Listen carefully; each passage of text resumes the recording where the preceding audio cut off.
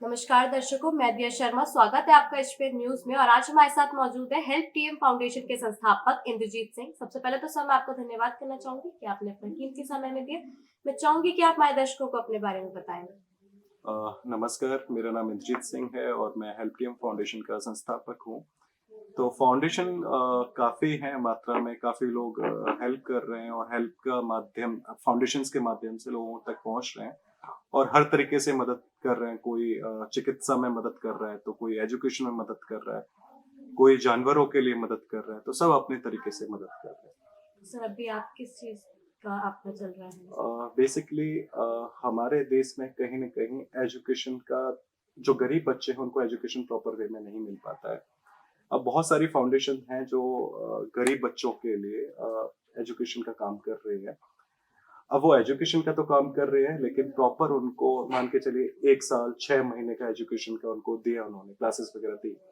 लेकिन एक सही माध्यम उनको नहीं मिल पाता, क्योंकि 6 महीने बाद फिर वो वही स्थिति में आ जाएँगे। तो हम बेसिकली ये सोच रहे हैं उनको एक प्रॉपर एजुकेशन में कैसे लेके जाए, क्योंकि उनके जो पेरेंट्स होते हैं, कोई रिक्शा चला रहा है, कोई मजदूरी कर रहा है, इस तरीके के उनके पेरेंट्स होते हैं। तो हमारा काम है कि हम उनके पेरेंट्स को एक एम्प्लॉयमेंट में भी लेके आ सके। अब उनके पेरेंट्स के पास में अगर रोजगार होगा, तो हम जाहिर सी बात है उनको एक सही तरीके से वो अपने बच्चों को, उनके पास पैसा होगा, अच्छे तरीके से वो अपने बच्चों को अ, पढ़ा पाएंगे, सारी चीजें कर पाएंगे। तो इसलिए एम्प्लॉयमेंट का भी हम साथ में काम कर रहे हैं।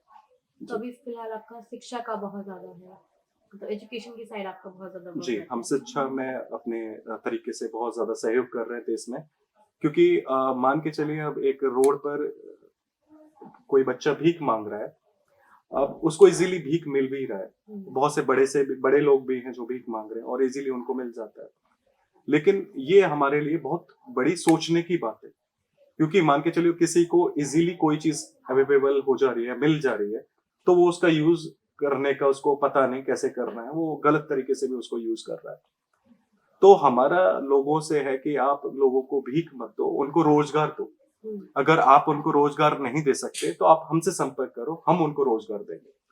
तो रोजगार देने के लिए हमने बहुत सारे एनजीओ से भी टाइप किया है, बहुत सारी कंपनियों से भी टाइप किया है, बहुत सारी सोसाइटियों से भी टाइप किया है। बाकी का हम गवर्नमेंट के लिए भी काम कर रहे हैं। तो गवर्नमेंट में एम्प्लॉयमेंट का काम रहता है, लाइक जैसे हाउसकीपिंग। इसमें इजीली एक नॉर्मल एजुकेशन वाला बंदा भी वहां पर एम्प्लॉयमेंट हम दे सकते हैं। तो जैसे गवर्नमेंट स्किल इंडिया का भी प्रोजेक्ट चला रही है, तो स्किल इंडिया के माध्यम से उनको सही सेक्टर में स्किल करके हम उनको एम्प्लॉयमेंट तक लेके जाते हैं। तो आपको कितना टाइम हो गया है अपने इस फील्ड में? कितने टाइम से आप अपना एनजीओ रन कर रहे हो? बेसिकली मैंने जो स्टार्ट किया था वो करीबन 7 साल हो चुके हैं। लेकिन उस 7 साल में ये था कि मैं इंडिविजुअली लोगों की हेल्प कर रहा हूँ। तो फिर काफी लोगों ने मेरे को बोला कि आप फाउंडेशन एक बनाएं। फाउंडेशन के माध्यम से और भी लोग आपसे साथ में जुड़ेंगे, क्योंकि एक फाउंडेशन का मतलब होता है कि काफी सारे लोगों को एक साथ जोड़कर लोगों की मदद करना। तो इसलिए फिर हमने 3 साल पहले फाउंडेशन बनाया और 3 साल से अभी चला रहा है रेगुलरली ऑन तो जो डॉक्यूमेंट्स। अंडर प्रिविलेज बच्चे हैं या जो गरीब बच्चे हैं, जैसे हम देखते हैं कि आजकल कितने सारे पेरेंट्स ऐसे होते हैं या कितने सारे बच्चे ऐसे होते हैं जिनके पेरेंट्स बहुत कम उम्र में ही मर जाते हैं, या चल बच्चे को छोड़ के, कितनी बार ऐसा होता है कि बच्चे को छोड़ के कहीं चले जाते हैं। तो उन बच्चों को किस तरीके से आप एजुकेशन प्रोवाइड कराते हैं? जैसे अपना खुद का आपने कहीं पे सेंटर ओपन कर रखा है या कैसे? देखिए, बेसिकली क्या है कि अभी जो हमारा सेंटर है नोएडा सेक्टर 71 में, C30 में, तो वहाँ पर क्या है कि बच्चों की प्रॉपर क्लासेस वगैरह हम लेते हैं। जैसे वॉलंटियर्स हो गए, वॉलंटियर्स आते हैं वहाँ पे आके क्लासेस देते हैं उनको। तो लाइक हम क्लासेस के साथ साथ में उनका एंटरटेनमेंट का हो गया, वो सारी चीज का ध्यान रखते हैं, क्योंकि एंटरटेनमेंट भी बहुत जरूरी है। इन बच्चों को डायरेक्टली हम एजुकेशन में मूव ऑन करेंगे तो उनको अच्छा नहीं लगता।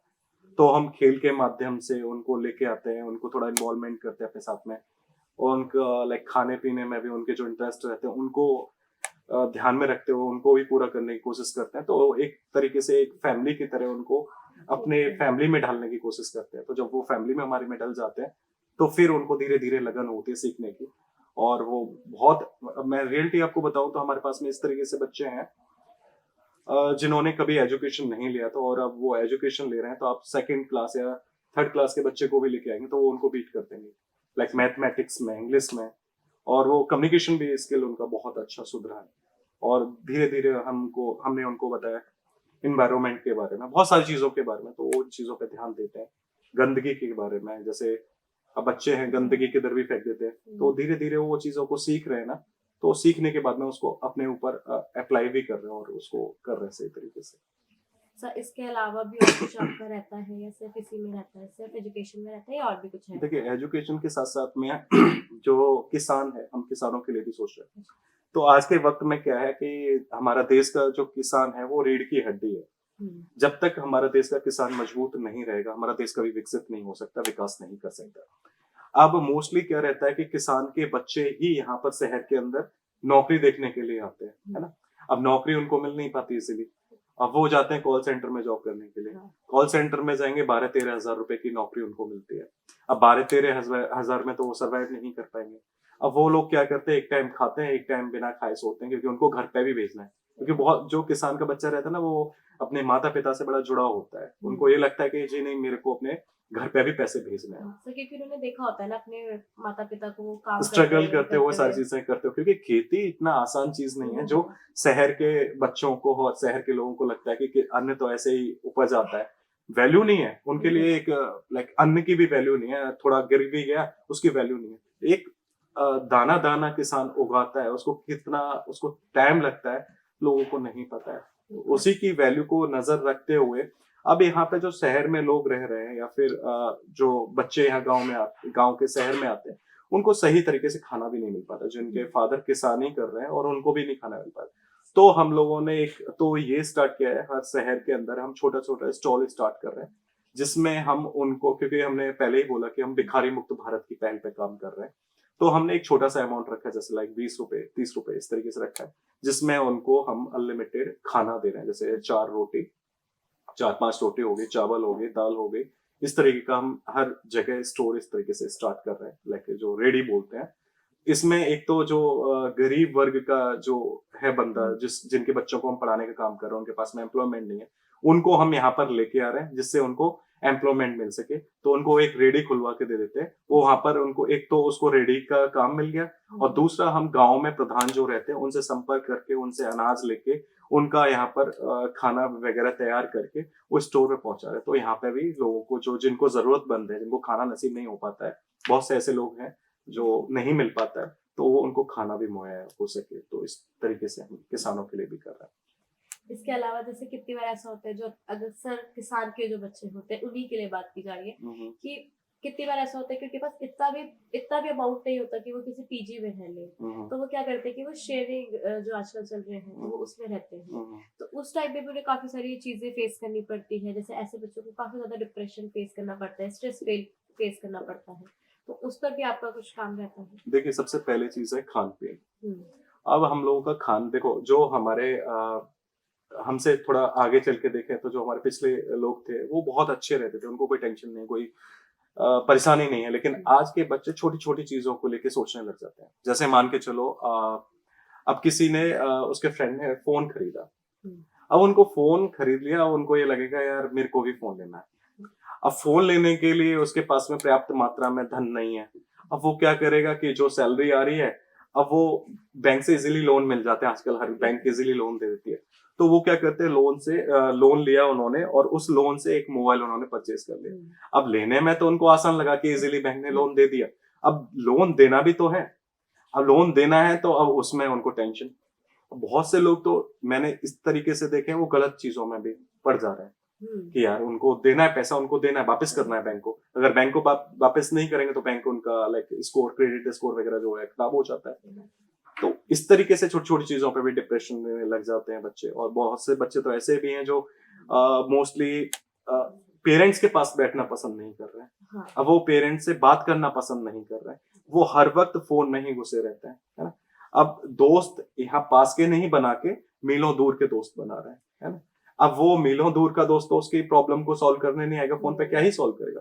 अगर वो पास के दोस्त बनाएंगे, पास में बैठेंगे, तो जाहिर सी बात है उनको समझेंगे।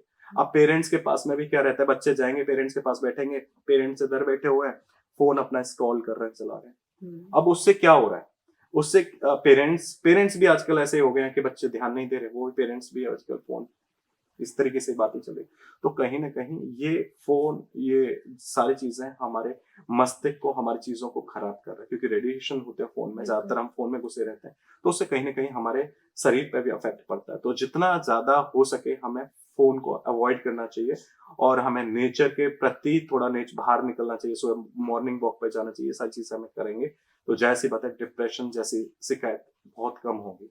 खान पीन की समस्याएं, क्योंकि हम जो भी खा रहे हैं वो सब कुछ केमिकल युक्त खा रहे हैं। अब केमिकल युक्त इसलिए खा रहे हैं क्योंकि देखो, हमें जो चीज प्रेजेंटेबल होती है वो हमें बहुत अच्छी लगती है। अब जैसे चावल है, बहुत अच्छा लगता है देखने में, कितना अच्छा चावल है, लेकिन हमको और आपको नहीं पता है कि वो केमिकल युक्त है, उसमें पॉलिशिंग की जा रही है। दाल है, पॉलिशिंग आ रही है, जितनी भी वेजिटेबल आ रही हैं या फ्रूट्स आ रहे हैं उनमें वैक्सिंग होता है, मतलब लाइक वैक्स होता है, उस पर लगा के उसको थोड़ा चमकाया जाता है। इस तरीके के फ्रूट्स हम खा रहे हैं, तो जाहिर सी बात है हमारे शरीर पे, हमारी सोचने की क्षमता पर अफेक्ट पड़ता है। तो हम इसी विषय को देखते हुए कि इस पे क्या किया जाए, तो हम, अब किसान तो बेचारा अपना सही से फसल उगा रहा है, सारी चीजें, अब उसको क्या है कि मीडिएटर को दे रहा है, क्योंकि डायरेक्टली वो सेल नहीं कर पा रहा है। अब मीडिएटर उसकी फसल का अपने हिसाब से तय करेगा कि मुझे किस हिसाब से रखना है इसका, किस हिसाब से नहीं रखना है, तो किसान को एक सही रेट नहीं मिल पा रहा है। तो हम किसान को और फाउंडेशन से कनेक्ट करके दोनों को, उनकी फसल को लेके आ रहे हैं कि जैसे किसान ने दाल उगाई, अब उसकी दाल को हमने उससे परचेज किया, मतलब डायरेक्टली उन्होंने, उनसे हमने परचेज किया, अब उसको हम डायरेक्ट जो कंज्यूमर है, जो खाना चाहता है, दाल लेना चाहता है, उस तक हम पहुंचा रहे हैं। वो ना तो केमिकल उसमें होगा, ना कुछ होगा, जो जैसे किसान से आती है वैसे ही उन तक जाएगी, और एक किसान को डायरेक्टली उनका एक अच्छा रेट उनको मिल पाएगा। तो इससे आप जो एम्प्लॉयमेंट है उसे भी कहीं ना कहीं खत्म कर रहे हो और लोगों की हेल्थ भी बचा रहे हो। हेल्थ पे बहुत जरूरी है, हेल्थ पे ध्यान देना। ठीक है, इसी के साथ इस वीडियो को समाप्त करते हैं और मैं चाहूंगी कि आप हमारे दर्शकों को एक लास्ट मैसेज देना क्या चाहेंगे? मैं लास्ट मैसेज आप सभी को यही देना चाहूंगा कि देखो, फाउंडेशंस बहुत ज्यादा है अपने देश के अंदर, और बहुत सारी फाउंडेशन है जो कि दिल से सभी लोगों का मदद करना चाहती है, लेकिन कुछ फाउंडेशंस की वजह से बहुत सारी फाउंडेशन ऐसी हैं जो बदनाम हैं। तो मेरा यह है कि आप किसी भी फाउंडेशन के साथ जुड़ रहे हैं, तो मेरा ये नहीं कि आप उनको एक धन से ही हेल्प करो या पैसे से ही हेल्प करो। आप जरूरी नहीं है आप एक फाउंडेशन के साथ ही जुड़े, आप इंडिविजुअली भी लोगों की मदद कर सकते हैं। बहुत से ऐसे जानवर हैं जो बेजुबान हैं, आप उनकी मदद कर सकते हैं। या फिर आप किसी फाउंडेशन के साथ जुड़ भी रहे हैं तो आप जरूरी नहीं धन से करें, आप उनको फिजिकली भी, मोरल, फिजिकली जैसे भी आप सपोर्ट कर सकते हैं वैसे करके सपोर्ट करें। और जरूरी है कि, क्योंकि देखो हर किसी को मदद नहीं मिल पाती है, और हम और आप सब मिलकर ही इस देश में जितने भी ऐसे वर्ग के लोग हैं जिनके पास में धन पर्याप्त नहीं है, या जो लोग समस्याओं से जूझ रहे हैं, तो हम और आप लोग ही इनकी मदद कर सकते हैं। तो हमें जुड़कर मदद करनी चाहिए। इसी के साथ मैं आपका धन्यवाद करना चाहूंगी कि आपने अपना कीमती समय में दिया और हमारे दर्शकों को इतना दे दिया। Thank you so much.